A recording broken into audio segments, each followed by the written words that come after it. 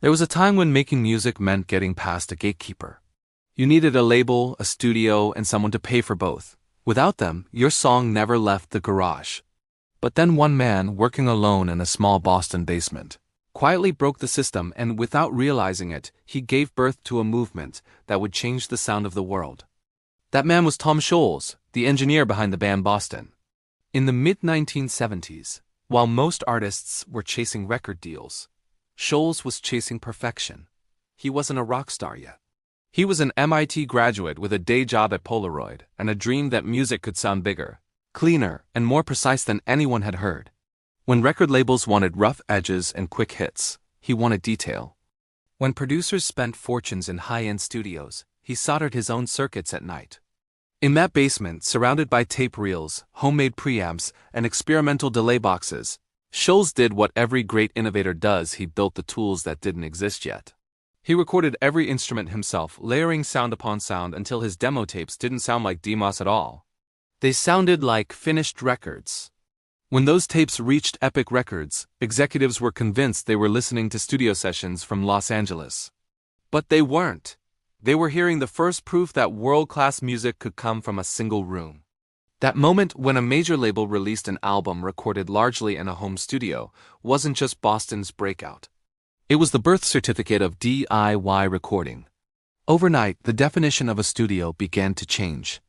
Artists realized that creativity didn't depend on million-dollar walls or producers with clipboards. It depended on access, curiosity, and the courage to experiment. By the 1980s, affordable multi-track recorders like the Tascam Portastudio put that power into thousands of hands.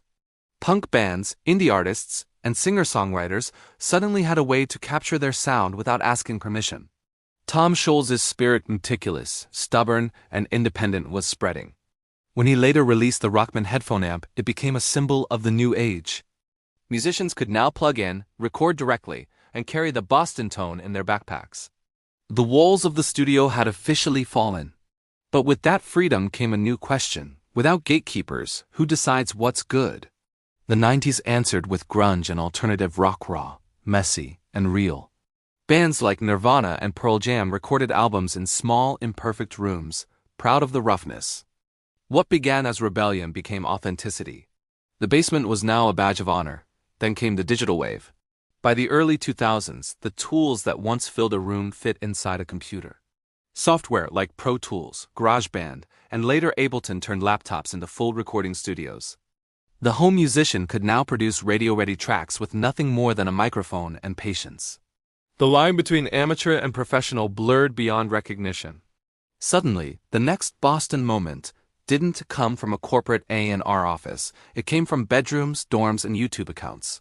Billie Eilish recorded her Grammy-winning album When We All Fall Asleep. Where do we go?